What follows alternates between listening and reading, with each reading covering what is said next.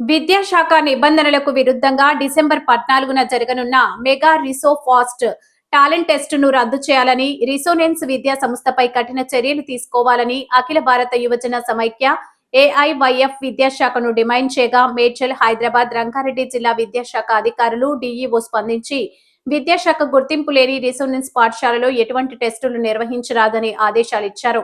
Mega రీసో fast పేరిట విద్యార్థుల నుంచి వసూలు చేసిన ఫీజును తిరిగి చెల్లించాలని డిమాండ్ చేస్తూ ఏఐవైఎఫ్ మేడ్చల్ జిల్లా సమితి ఆధ్వర్యంలో నాచారంలో నూతనంగా ఏర్పాటు చేసిన పాఠశాల ముందు ధర్నా నిర్వహించారు.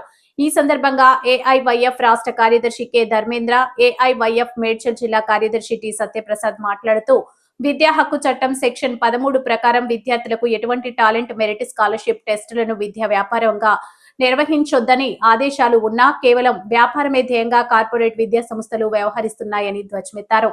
5 నుంచి 10వ తరగతి విద్యార్థులకు ఈ పరీక్షను నిర్వహిస్తున్నారని, అయితే ఈ పరీక్ష రాయడానికి 300 రూపాయలను ఎంట్రన్స్ ఫీజు రూపంలో వసూలు చేయడాన్ని వారు వ్యతిరేకించారు. డిసెంబర్ 14వ తేదీన ఈ పరీక్షను రెసోనెన్స్ జూనియర్ కళాశాలలో గుర్తింపు లేని రెసోనెన్స్ పాఠశాలలో నిర్వహించనున్నారని, ఒకవేళ ఈ పరీక్షను నిర్వహిస్తే ఏఐవైఎఫ్ ఆధ్వర్యంలో అడ్డుకుంటామని వారు హెచ్చరించారు. అదేవిధంగా రిజోనెన్స్ విద్యా సంస్థకు నిజంగా విద్యార్థులు వారి తల్లిదండ్రుల పట్ల చిత్తశుద్ధి ఉంటే ఉచితంగా నిర్వహించుకోవచ్చు కదా అని ప్రశ్నించారు.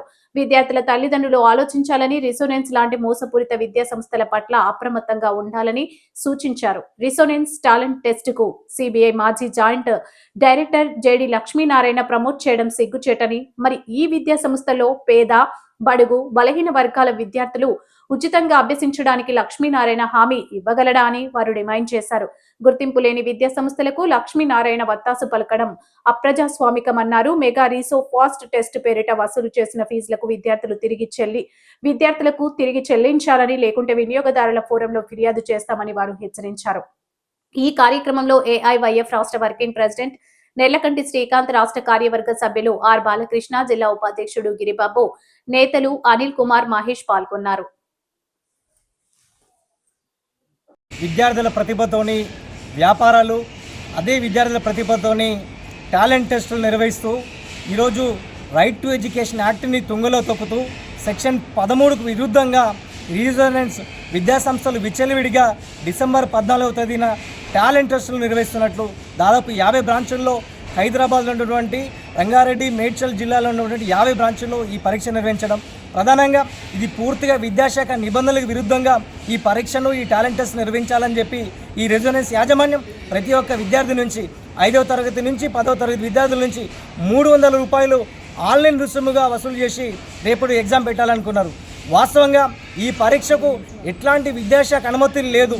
స్పష్టంగా రీజనెన్స్ విద్యాసంస్థలు ఇక్కడ ఉన్నటువంటి ఈ బ్రాంచ్ కూడా కనీసం 2026 విద్యాసంస్థలు ప్రారంభం కావాలని చెప్పి వీళ్ళు ప్రచారాలు చేస్తున్నారు. కానీ ఇక్కడ అనుమతులు లేనటువంటి క్యాంపస్లో ఈరోజు ఈ పరీక్ష నిర్వహించడానికి అడ్మిషన్ ఇస్తున్నటువంటి పరిస్థితిని ఈరోజు ఆల్ ఇండియా యూత్ ఫెడరేషన్గా ఖండిస్తూ ఉన్నాము. ఎందుకంటే ఈరోజు రీజనెన్స్ విద్యాసంస్థలు వ్యాపార సంస్థలుగా మారింది.